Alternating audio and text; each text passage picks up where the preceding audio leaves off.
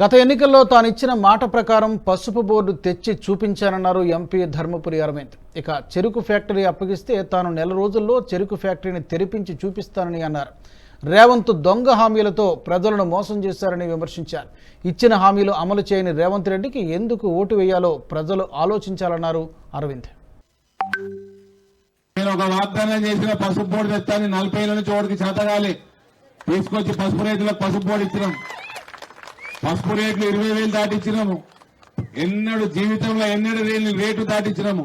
All time record పసుపు రేట్లు. నేను ఇక్కడ బోధనలో ఉన్నా, మీరు ఎంత కమ్ముతారు చక్కెర ఫ్యాక్టరీని చెప్పుండ్రి, బహిర్గతం చేయండి. నెల రోజుల లోపల ఫ్యాక్టరీ నడిపించే బాధ్యత తీసుకుంటాం. అంత దొంగలు, దొంగ వాగ్దానాలు, దొంగ నాటకాలు. మళ్ళీ ఏమనంటే గాడిద గుడ్డు పెట్టుకొని తిరుగుతున్నాడు మన రేవంత్ రెడ్డి.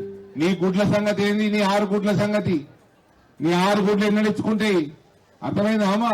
తులం బంగారం ఒక గుడ్డు, 4,000 పెన్షన్ ఒక గుడ్డు, 2,000 ఒక గుడ్డు, రైతులకు 3 గుడ్లు, ఇంకా మస్తున్నాయి గుడ్లు, ఇంకా మస్తు గుడ్లు పెట్టేటివి ఉన్నాయి రేవంత్ రెడ్డి. ఏది కూడా ఇచ్చుకునేది లేదు.